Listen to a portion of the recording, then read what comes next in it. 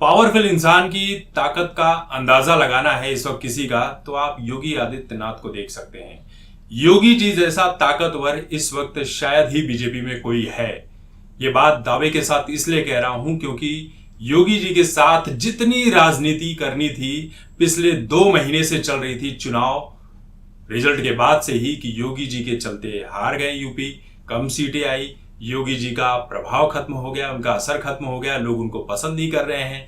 फिर उसके बाद दोनों डेप्यूटी चीफ मिनिस्टर ये जो थे ब्रजेश पाठक और केशव जो हैं, ये मुख्यमंत्री बनना चाह रहे थे, केशव प्रसाद मौर्य।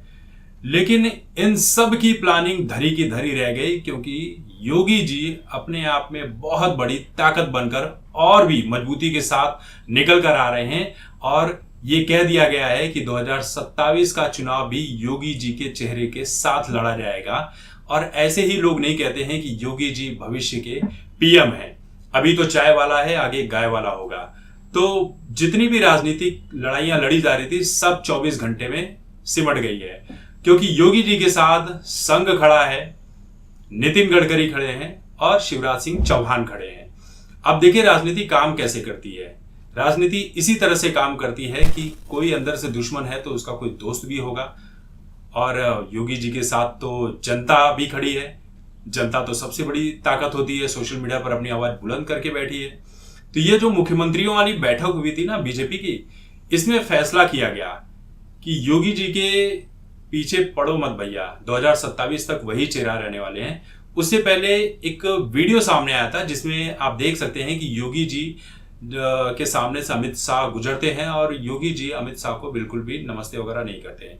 फिर दूसरा फ्रेम वाला वीडियो आता है जिसमें मोदी निकलते हैं और कहा यह जा रहा है कि वो योगी जी की तरफ नहीं देखते हैं।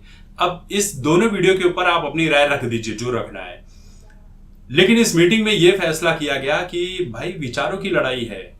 यहां पे ना बीजेपी मायने रखती है, ना संघ मायने रखता है, ना सरकार मायने रखती है। रखता है तो विचार। विचारों में बड़ी ताकत होती है। विचार की ताकत देखनी है तो आप कल्याण सिंह से सीख सकते हैं, केशुभाई पटेल से, उमा भारती से, मदन लाल खुराना से सीख सकते हैं। ये बीजेपी के वो कद्दावर नेता थे जिनके विचारों में शक्ति थी और ये पार्टी को बहुत आगे लेकर गए थे। जब कल्याण सिंह के साथ जो भी यूपी में घटित हुआ था उसके बाद बीजेपी एक लंबे टाइम के बाद आई है यूपी में, तो वो गलती दोहरानी नहीं है। उमा भारती के साथ भी बहुत कुछ राजनीति हो चुकी है। तो विचारों में ताकत होती है। दूसरी तरफ से शिवराज सिंह चौहान और नितिन गडकरी ने साफ साफ ये कह दिया था योगी को कि जो भी होगा हम तुम्हारे साथ खड़े हैं, वहां पर जो भी मीटिंग में डिस्कशन होगा तुम्हें ये करना है। और योगी ने वही किया और जितने भी लोग थे सभी के प्लान जो है ना ये एक तरफा हो गए। किसी की प्लानिंग कोई काम नहीं आई। केशव प्रसाद मौर्य और ब्रजेश पाठक को साफ साफ तौर पर यह कह दिया गया कि 2027 तक ये जो चुनाव होगा, 2027 का चुनाव योगी जी के चेहरे पर लड़ा जाएगा। ज्यादा नौटंकी मचाओगे तो तुम दोनों को साइडलाइन कर दिया जाएगा। अब देखिए योगी जी जो है वो नाथ संप्रदाय से आते हैं। नाथ संप्रदाय में जो फॉलो करने वाले ज्यादातर लोग हैं वो दलित समाज से जुड़े हुए हैं। तो सवर्णों के वोट तो योगी जी के पास हैं, दलितों के वोट भी योगी जी के पास हैं। और ये भाई साहब तो खुद की अपनी सीट हार गए यार। कोई कैसे जो अपना खुद की बैटिंग नहीं कर पा रहा है, वो चुनाव हार जा रहा है, वो सीएम बनने का सपना देख भी कैसे सकता है? जिसको जनता पसंद ही नहीं करे, जिसकी हक में कोई आवाज नहीं उठाई जा रही है, उसे तो यार अपने आप में शर्म से डूब मरना चाहिए।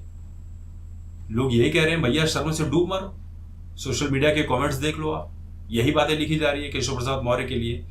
योगी जी को जो समर्थन मिल रहा है वो अटूट है और योगी जी जैसा कोई बन भी नहीं सकता है। तो मिला जुलाकर कहानी यही है कि योगी ही सीएम बने रहेंगे और आगे भविष्य में तो पीएम बनना ही बनना है।